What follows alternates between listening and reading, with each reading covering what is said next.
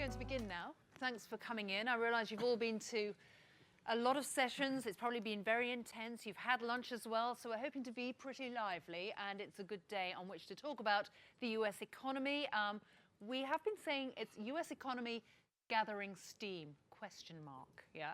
And we may be talking somewhat about whether the economic signs are good, but the politics is broken. But we have several speakers here who know a lot more about this than I do. Greg Cappelli, thank you for being here. Ross DeVol, you probably know, who is going to also take us through some of those fundamentals and to give us a bit more of an overview. Harold Ford with me here, Todd, Morley, and Eric Spiegel. And I would like to start, actually, Harold, with you, because we've got the partial shutdown. There's a lot of negotiating to be done if we can get people to the table. We've got the debt ceiling crisis looming. What are the big questions to ask, the things that really need to be sorted first in Washington? Well, we could do a 3-day conference on that sure question alone. The prescience of Skip and Ross and Mike Milken to have us here on October 1, the day of a government shutdown in the U.S. is pretty amazing. I'd say two quick things.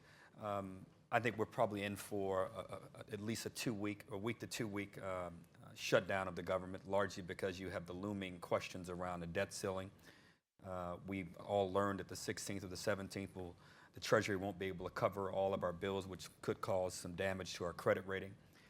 I think you have a group of Republicans in the House and the Senate who would love to cut a deal today with the president, raise the open government back up and raise the debt ceiling and move on to other conversations. Unfortunately, you have a group that's louder, perhaps a little larger in the House, commonly called the Tea Party, which has stood its ground around this Obamacare, around the Affordable Care Act. I think the things to watch for, we were talking a little bit about in the room, I think we may find ourselves in the next week or two where Paul Ryan may say to some 40 to 50 members of the Republican caucus, we cannot allow for the debt ceiling to be breached. Let us cut a deal with this White House and figure out ways to allow for health care to come back up a week or two after we get through this moment. If you recall last December when a deal was struck, it was Paul Ryan that played a key role. His voice has been conspicuously absent in this process so far. I think one of the national papers in the U.S. wrote about this in the last day or two. So I see him as one of the key players in all of this. And you need those players, because one of the things we were just talking about is who are the deal makers? You know, who are the people who command respect from both sides in the way that Ted Kennedy would have done? No doubt about it. Things happen fast. You think about 12 weeks ago, the American ire was directed in a big way at Vladimir Putin around Ed Snowden, and there was a big infatuation with this issue back in the States. 12 weeks later, he played a key role in helping America not really save the president, some of the rhetoric the president had around a red line in Syria. And if indeed we're able to find an agreement with the Iranians around these nuclear issues, think about it, 12 weeks ago, Putin was looked at in many ways in the U.S. as a great pariah. He could find himself 12 weeks later legitimately in the conversation for the Nobel Peace Prize if we avoid taking military action. So you're saying the U.S. Congress ought to look at what's been done, take heart from what's been done to Vladimir Putin's reputation? I'm trying to find positive in that's anything good. I like can. that. I like that. So I appreciate you amplifying that point. I only make the point, these things happen very fast, and the next 2 weeks will be, unfortunately, highly interesting to watch. Okay. Todd Morley, are you fundamentally an optimist here when we look at the way that the political shenanigans are playing out? Well, that I think is probably the least of it. Obviously, there's not much faith in our elected officials. We have a single-digit rating now, something like that, kind of unheard of. But I think the scarier thing is that my own belief is that we're in kind of the eye of the storm, and that we think we're in kind of an economic recovery, but the fact is that we're in very slow growth. And this is with the Fed stepping on the gas now for many years, and so we keep throwing trillions of dollars at the problem. We've already recreated a housing bubble. We have bubbles now in the stock market and the bond market. And you know, there's a wonderful movie that just came out called Money for Nothing that everybody should look at. It's a 100-year study of the Fed. And it's just unsustainable. You just can't keep printing money and creating bubbles in hopes that you'll have this trickle down. But if the Fed had started easing off the taper and we'd got to this point today with the shutdown, wouldn't the uncertainty, the lack of confidence be worse? Well, The problem is there's no adult in the room anymore. And so the Fed's tapering, they're not tapering. You know, we used to look at Mr. Volcker and Greenspan and have a lot of faith. And so now it's unclear kind of who is in charge. And so I think they've sort of put themselves into a bind that'll be tough to get out of, notwithstanding the fact that we've already flooded the market with money. Okay, perhaps it should have been called US Overview Eye of the Storm, but I'm going to gather contenders, I think, for the most accurate name for this session. Eric, just over to you for first thoughts about where we are now and how much political dysfunction can drag the economy down. Well, you know, I think if you'd asked me that question 9 months ago, I was, you know, pretty optimistic around where the U.S. market was going, where the economy was going. I mean, we're a pretty good proxy for just about all industries. We're big in energy and healthcare and infrastructure and also industrial and manufacturing. But this year has been pretty flat. The last 2 years we've had 8-9% growth in the U.S. We're largely capital spending tied to major capital. This year's been slow, and particularly for some sectors. But I think a lot of it has been driven by uncertainty.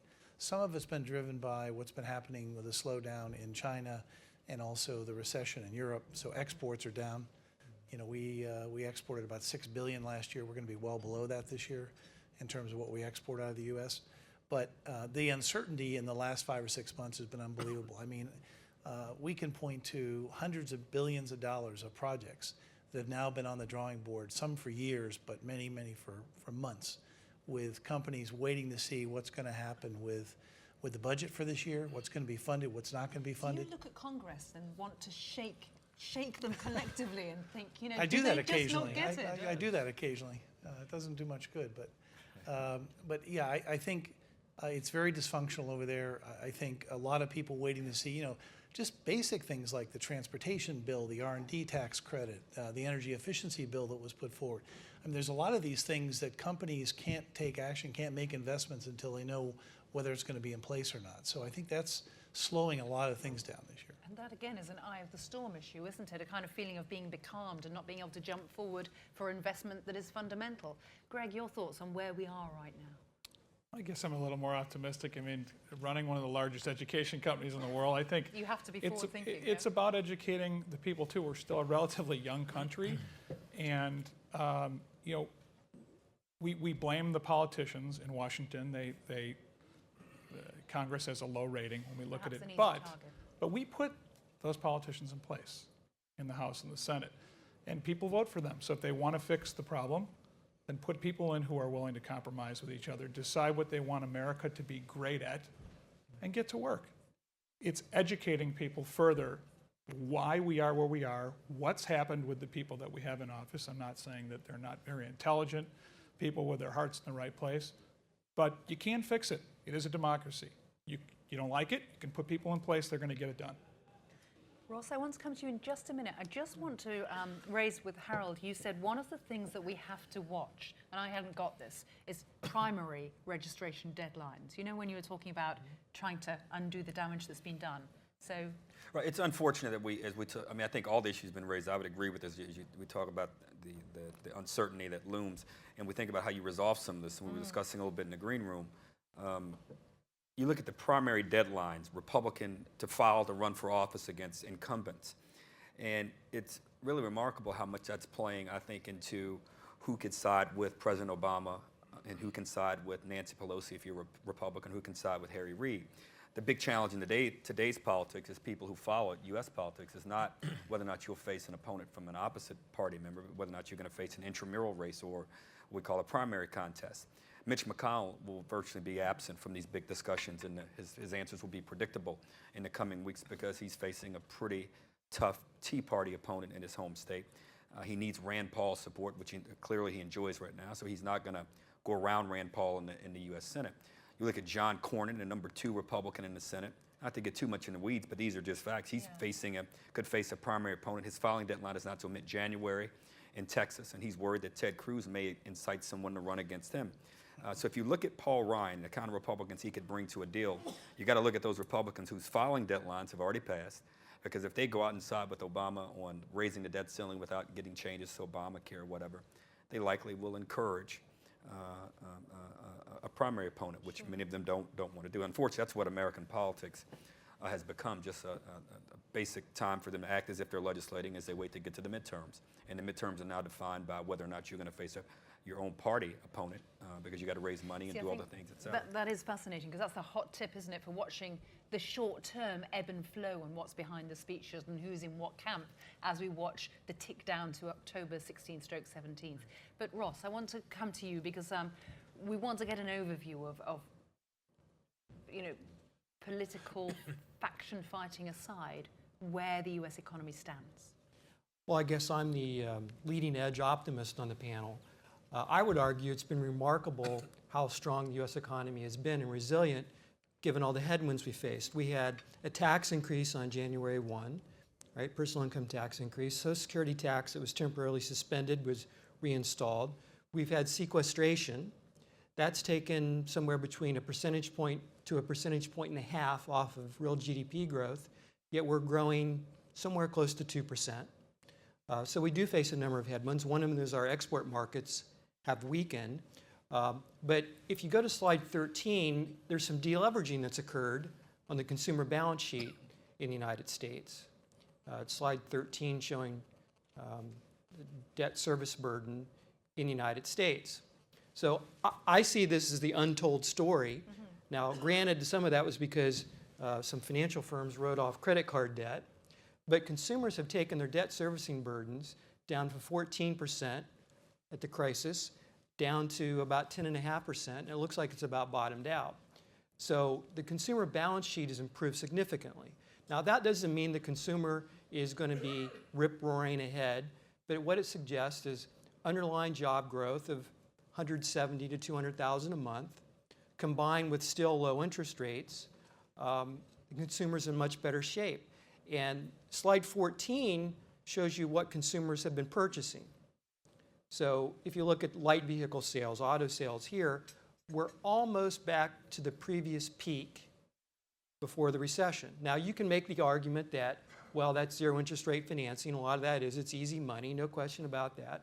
But the stock of cars on the highways in the United States is the oldest it's been ever. And with the zero interest rate financing, consumers have been going out spending again. It's consumer spending's up 2 to 2.5%. We need a bigger boost than that.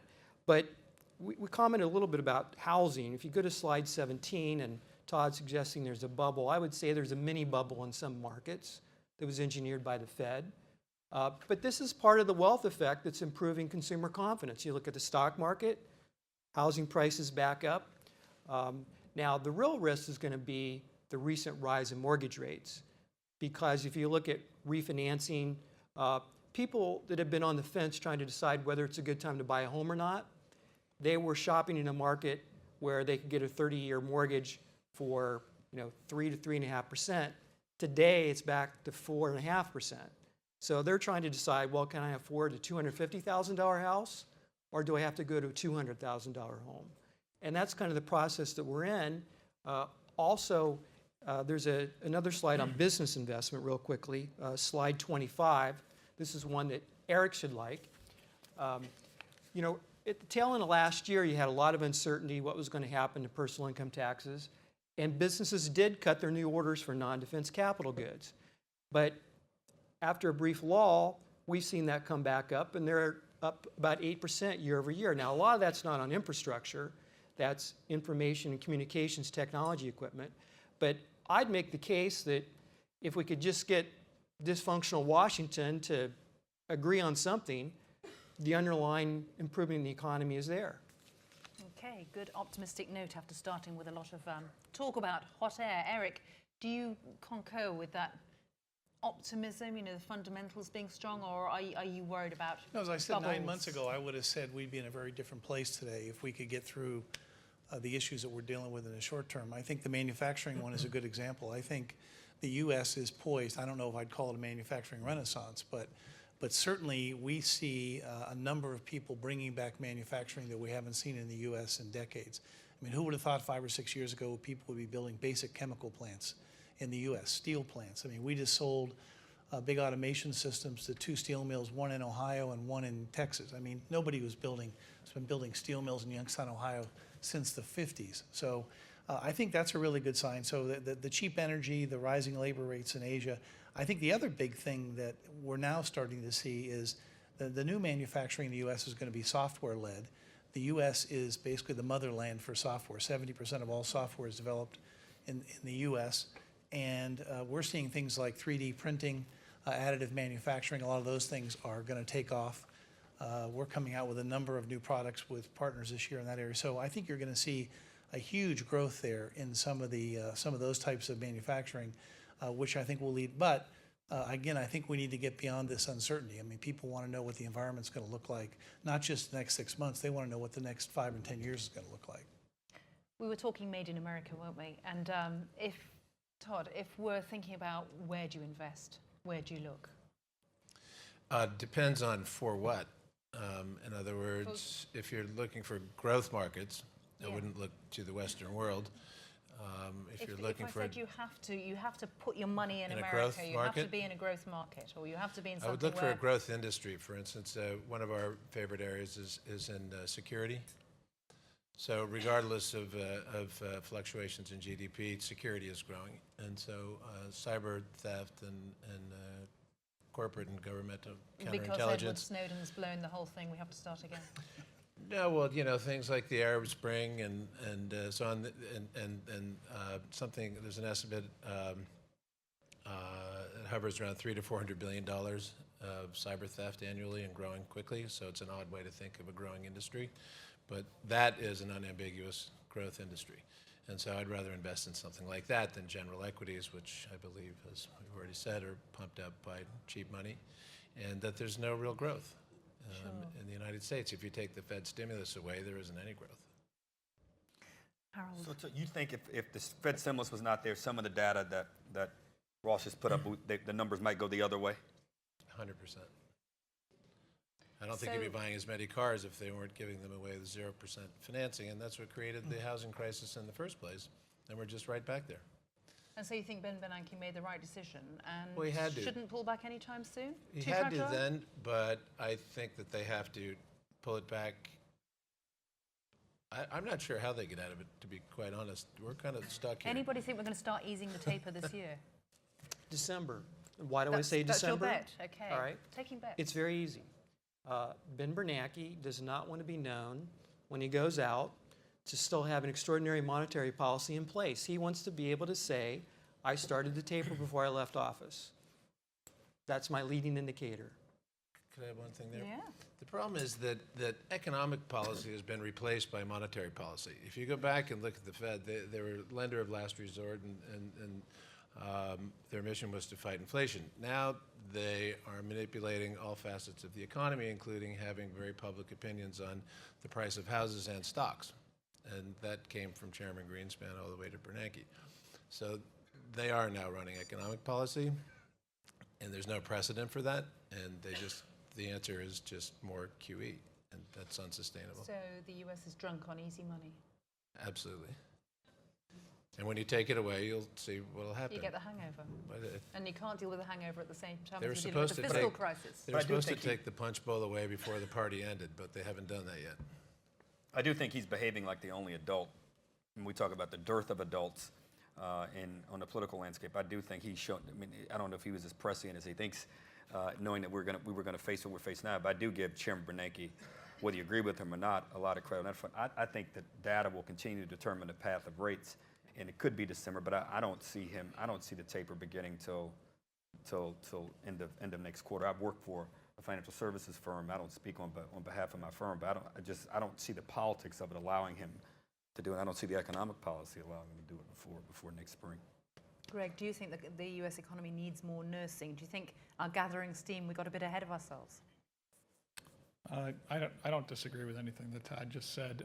But what I do, I was just having a conversation with Jane Oates, who is a colleague of mine, just came out of the Obama administration, the Labor Department, and Jane said, Greg, we need 225,000 jobs in or about a month just to stay at par, right, with the labor market. And for anyone who doesn't know, there's about 132 or 3 million people in the U.S. labor force over the age of 25.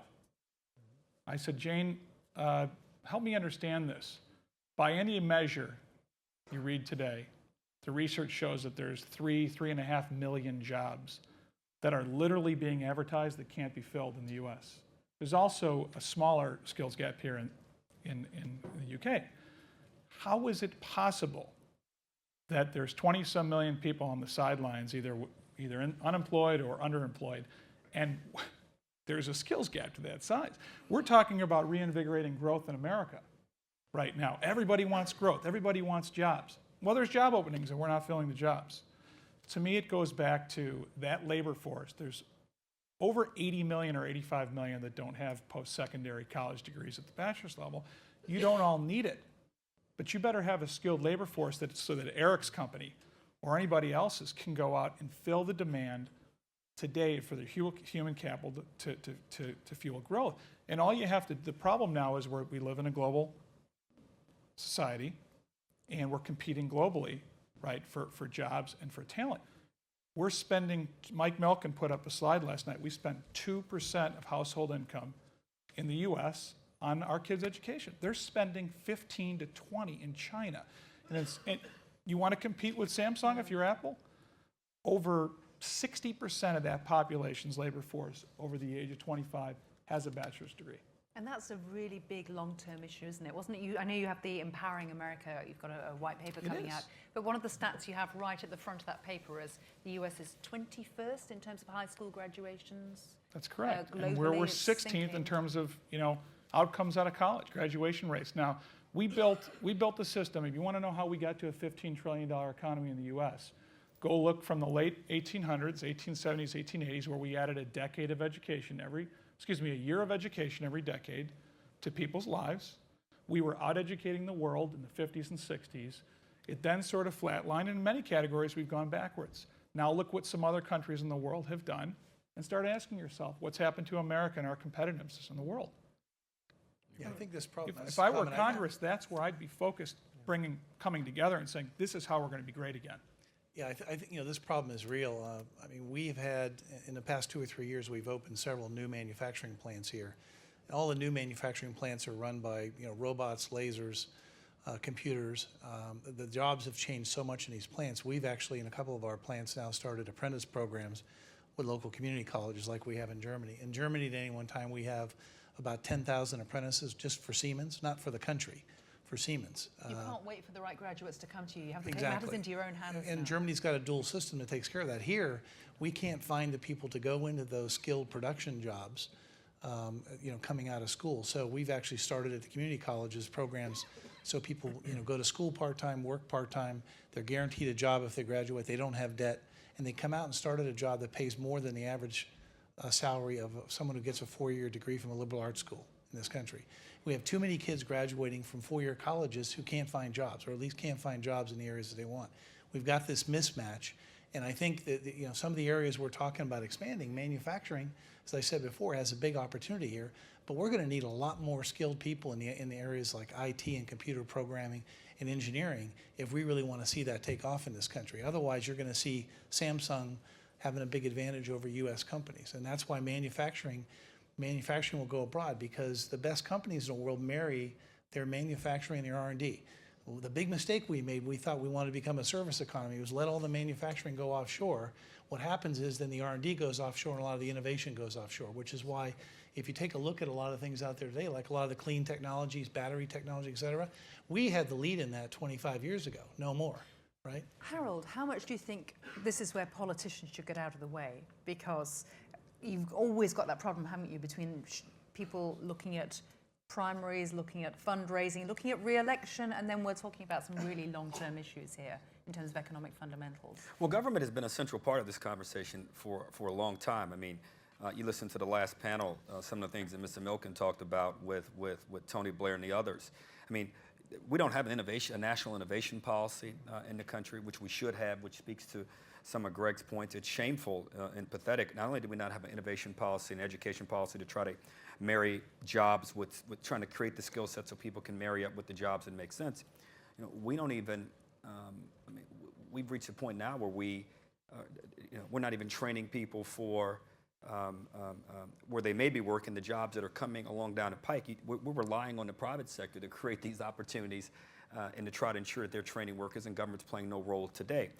I think the problem is we have a short-sighted Congress, a short-sighted political system, and it'll change. We go through these cycles, and you know, 5 years ago when President Obama took office, I'll never forget friends of mine who were clearly very bright guys, some of them very wealthy, but obviously had never seen an inaugural address, said President Obama gave the greatest inaugural address I ever heard back in '09. They said he talked about bringing people together and working with Congress and introducing all these new ideas. And all I could think was, my friend's never seen an inaugural address. There's never been a president to stand before the country and say, this glorious privilege you've given me, thank you. I cannot wait to depart the United States Capitol, march down Pennsylvania Avenue, and I promise the American people that I will send a piece of legislation back here later today that will divide, antagonize, and anger America like never before. We always talk about bringing people together. You've got to have leaders that are willing to do that. Frankly, had the president chosen, and I'm for the president, but had the president allocated more time early on with jobs and education instead of the health care bill the first 9 months, we would be having a different conversation. If Obama and Boehner had figured out a way to close the gap back in '11 with their big budget deal, they were $150 billion apart over 10 years. Had they been able to close that, we'd be having a fundamentally different conversation about a lot of different things. What about the ways in which the state, the framework is being changed? So if you're not, we were talking about the problem of not having career-ready skill sets. What about bringing more investment in for smaller companies? The Jobs Act, for example, you know, having opened things up so there can be more investors, more IPOs, get a bit of movement there. What do you think? I want to follow on that for 1 sec.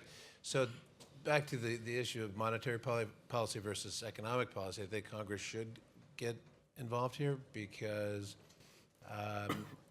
rather than buying $80 billion of mortgages every month, as the Fed is, we have trillions of dollars offshore that if you had a tax holiday and say, bring it back, but half the money has to go into education and training, you'd fund it in the private sector and you'd have a meaningful effect right away. So that's economic policy. That's what I like to see the Republicans do, is change the negotiation to a pro-growth strategy. So the U.S. now has the highest corporate tax rate in the world, right? The marginal tax rate. The effective rate is lower. And there's general agreement on both sides of the aisle. I've sat and talked to them in private. And yet we can't seem to get it done because the Republicans don't want to be seen as the Democrats giving it to them, right? And so the negotiation, the deal just doesn't work.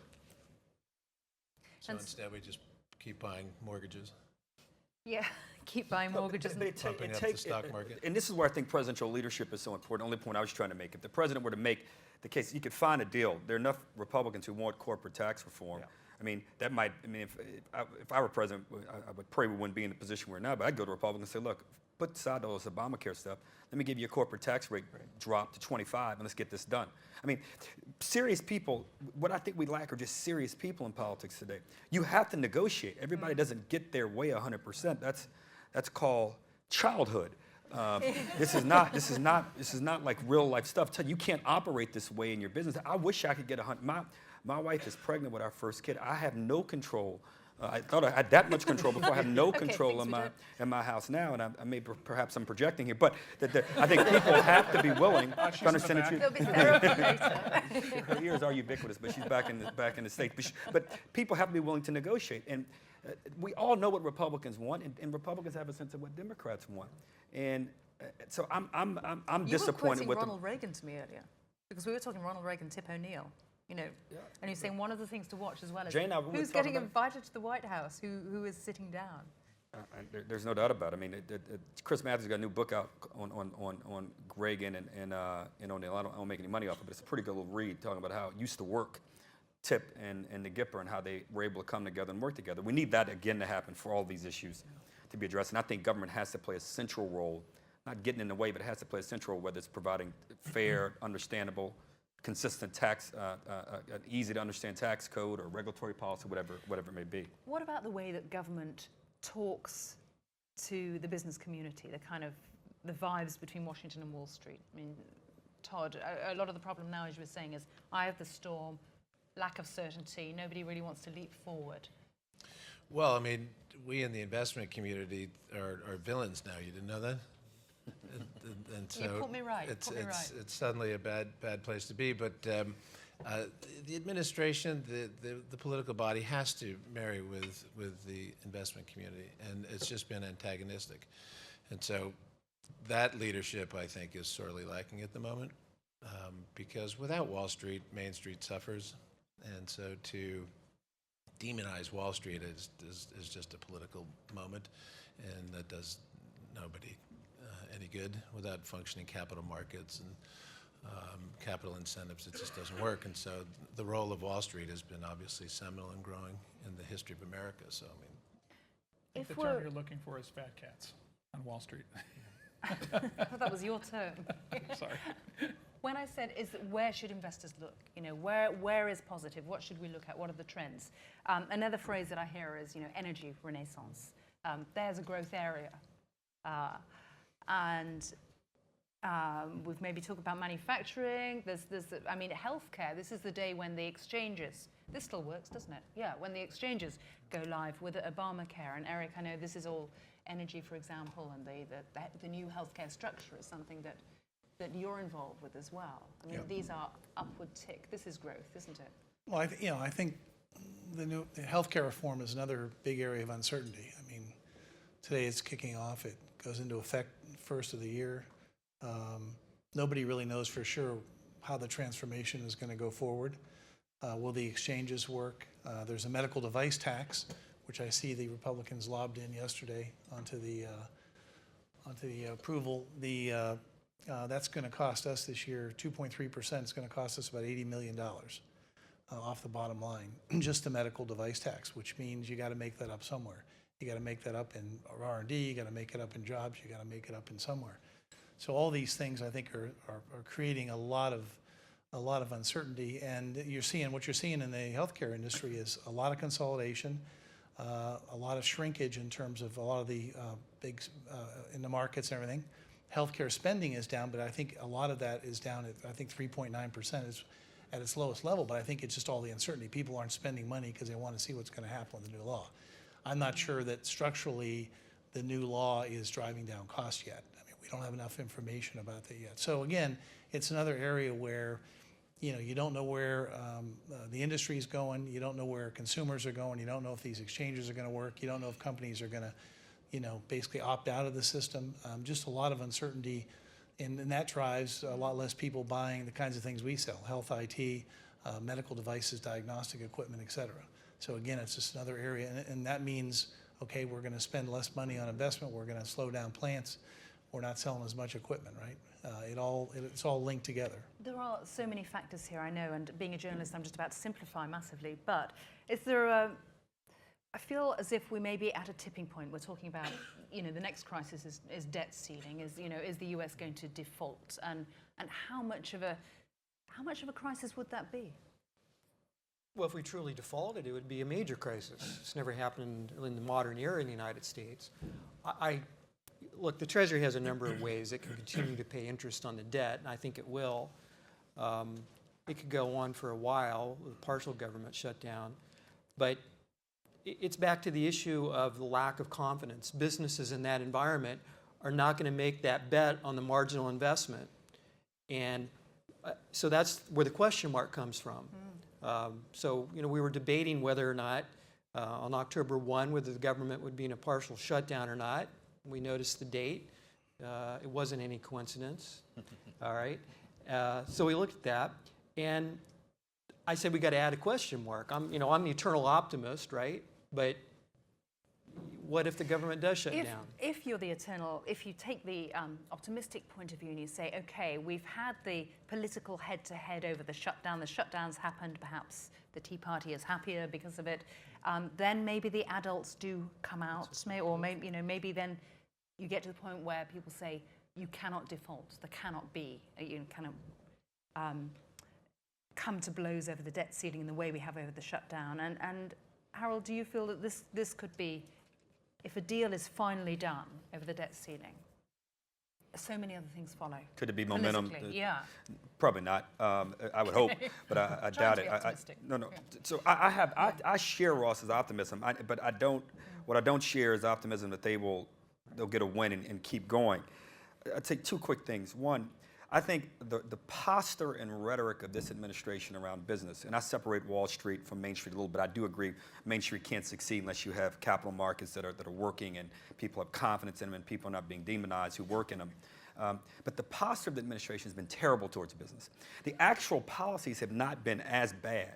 I remember when Obama was first elected, one of the big concerns, I remember having a meeting with some CEOs of some very big retailers, including Walmart and Lowe's. Their big concern was whether or not Democrats would pass card check, which would make it easier for their workers to unionize. It never materialized. Even the taxes that people were deeply concerned about, Obama extended them. He was forced to in 10 because Democrats suffered at the polls, but he extended what were called the Bush tax cuts. George Bush would tell you the Bush tax cuts would have been extended if they were not called the Bush tax cuts, but they extended them after 2010. He didn't hurt business in any way. 3, if I'd have told you 5 years ago today that the next president of the United States would oversee one of the great transformations, one of the great geographic pivots when it comes to energy, and we would lead the world in exploration and production, you'd probably look at me and say, Dick Cheney will not be the next president of the United States. This president, through a number of things, has found himself in a position where a lot of these things are happening. Now, we talk about a deal. The Republicans want to end Obamacare. He's not going to end Obamacare on a debt thing, but they ought to go to him and say, give us the Keystone Pipeline and we'll go with you, or give us a corporate tax cut. And then you would have big parts of the country rallying around saying, hey, you know what, that's some regulatory certainty and some things we want to do. But again, what I'm hoping is if they cut a deal that way, then maybe some momentum will gather. But we're heading into an election season. I hate to oversimplify it, but I think, everyone's going to be positioning for their primaries and obviously positioning for the November races. I want to add a point because I think we need more people like you in Congress and Congressman Ford. But I'm not going back there. You sure? There might be a senator might seat need come you. open soon. One thing I just want to point out in terms of compromise, and this is just one example. This is in a lot of sectors, and I want the president to succeed very much so, like all Americans, I think, most. But regulation in our country, you can say what you want about how it's swung. The pendulum, was way too far to one side. In my sector of education, during the first term, 500 new regulations. So and at one point I worked, for 15 years on Wall Street, very regulated business. I understand it's necessary. Good regulation is necessary, but when you get to the point where you feel, don't ask the question, why is there $2-3 trillion sitting on the sidelines? Understand it is very, very difficult. We've made it harder to do business, in our country. And that's something, this panel was to talk about is growth, are we moving into growth here? That's something that if it's addressed will make it much easier. I'm writing 45,000 paychecks every couple weeks. And I'll tell you, I want to write a lot more, but it's very difficult to grow in the U.S. right now with that much regulation that's hanging over your head. Let alone Dodd-Frank, which even the most conservatively run banks will tell you is impossible to even understand what it says, let alone to comply with it. The costs are incredible. If you could wave a magic wand and do, have 2 wishes that would make it, easier for growth in the U.S., what are you I'll going say to something completely crazy. I think we should have a one-party system for 1 year. A technocratic Just government. take It hasn't 100 worked for Italy things, then. just get rid of all of them, and then get back to fighting. But we're just stuck. But Give me something more useful. well, that's pretty useful. That's pretty useful.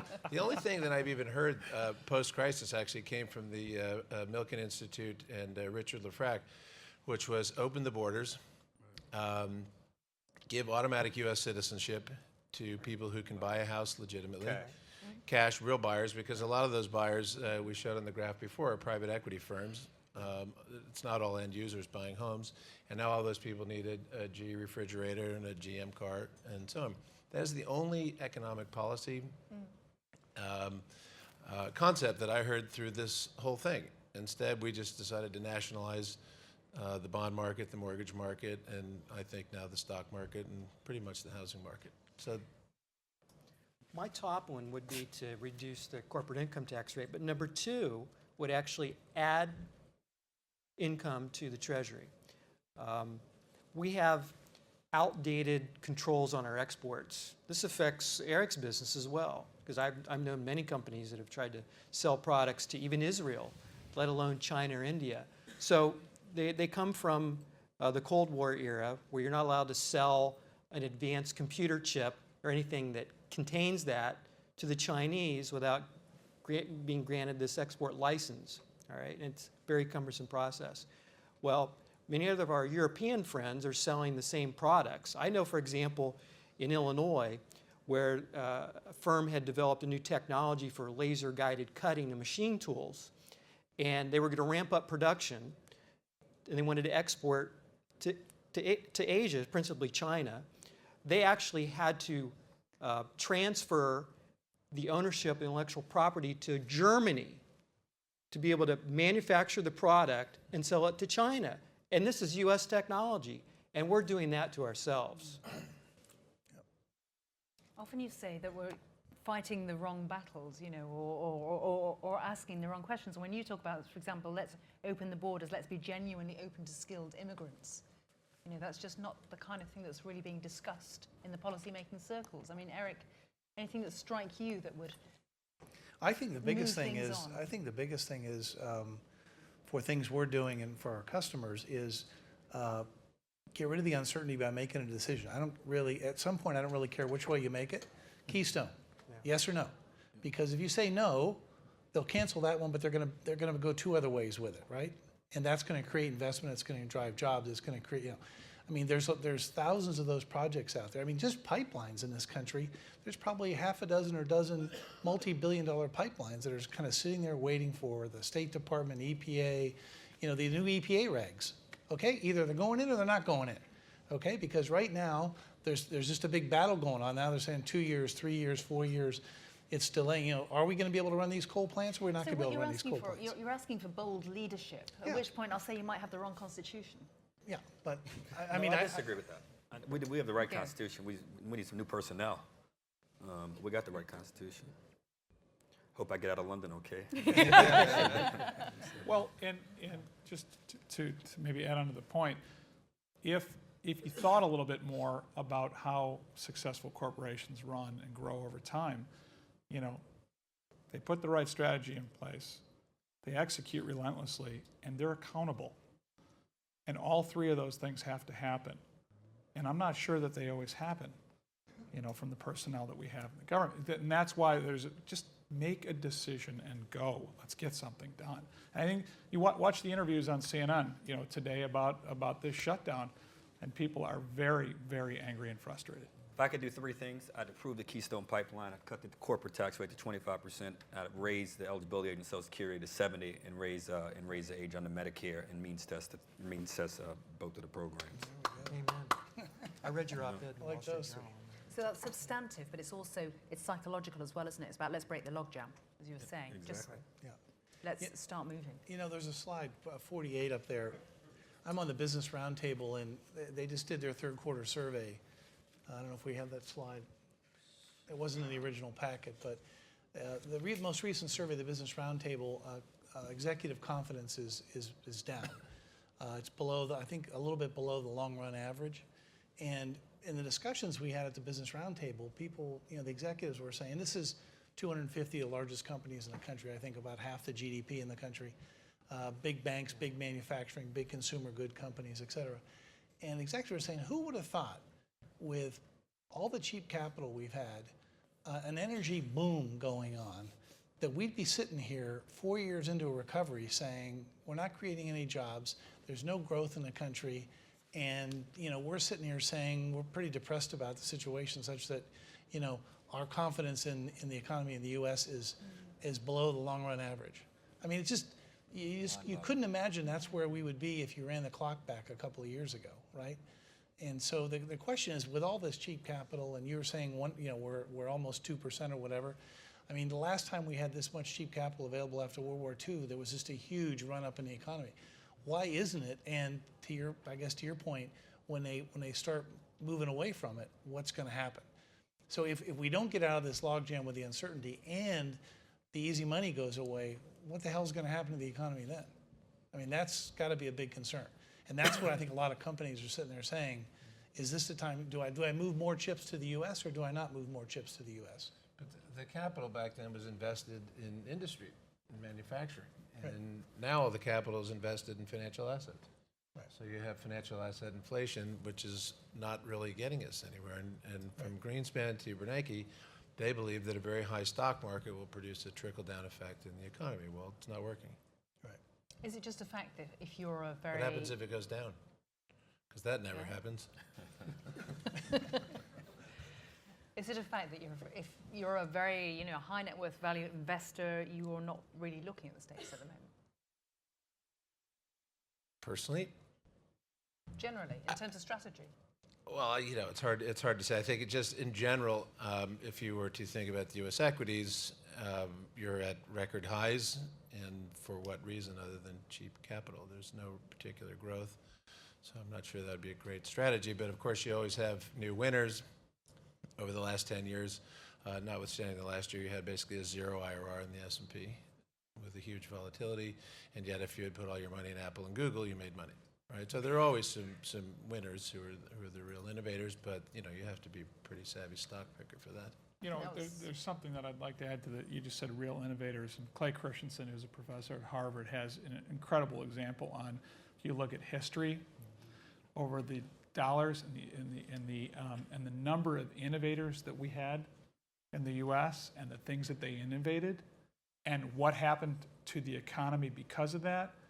To where those innovations now, instead of building new companies, those innovations now are how to make things cheaper or more efficient, right? There's more innovation in that area. Those don't create a lot of jobs. It's about refining. Yes. Where we need leadership in our country, I think, to push forward is let's innovate and create and build new things in our country. We can teach that, but we need people moving together, in Washington to say, here's how we become And great it's about again. getting away from an outsourcing mindset as well, perhaps. I think so. I think, that there's always a place for outsourcing in certain areas, but you can't make it the central theme for becoming more efficient in the country There's a point and at then which it expect to has have to job stop. growth, Yeah. right? Imagine if you had fiscal policy to match that, and you say 0% capital gains for the next 5 years. We had an education That would summit encourage capital. in London earlier this year, and some members of the government came, and we had leaders of corporations from all over the UK come and sit in a room together. And one of the most fascinating remarks that I will remember for a long time was, I think it was one of the leaders of BT, British Telecom, who said, and I'll leave the names out, but somebody in your government, No, feel free. and said, I would like to understand why you in this government, and this was a person high up in the education department here, Ministry of Education, are not partnering with industry, because I got 6,000 jobs that I need to put on this project now, and I can't get the labor right now, so I'm going to go outside the country. Why are you not partnering with industry to make this happen for me right now? And everybody in the room just kind of went, that's a tough one to answer. How do I argue with that? And talking of tough questions and answers, we're going to end where we began, with me asking Harold a question where I want you to tell us how long you think the government shutdown is going to last. I think between now and October 17th, because that's the debt ceiling when Secretary Lew says we may not have enough funds to cover. So I think the next 2 weeks, and Todd said it well, I think we're kind of at one of the most tumultuous points. So again, I'm optimistic. If you had to bet on October 17th, on some sort of deal being reached? I wouldn't recommend betting on these guys, but I do think that between now and I don't think they're going to allow us to default. I do think that you'll have a group of responsible Republicans and Democrats who will come together. I mean, I have not seen a lot of the talk back and forth today. I think the way the president's posture is towards Republicans today is important. I hope he doesn't pile on. I mean, I think they look like they look, and let's try to get to a resolution here. And I hope that everybody can be serious and mature, and I'm hoping for a lot. Okay. We may end this session then with crossed fingers, and I think I may call it Eye of the Storm. But thank you all very much. You were wonderful too. Thank you. Participating. Thank you. Oh, well. Thank you. That was great. Thank you. Thank you very much.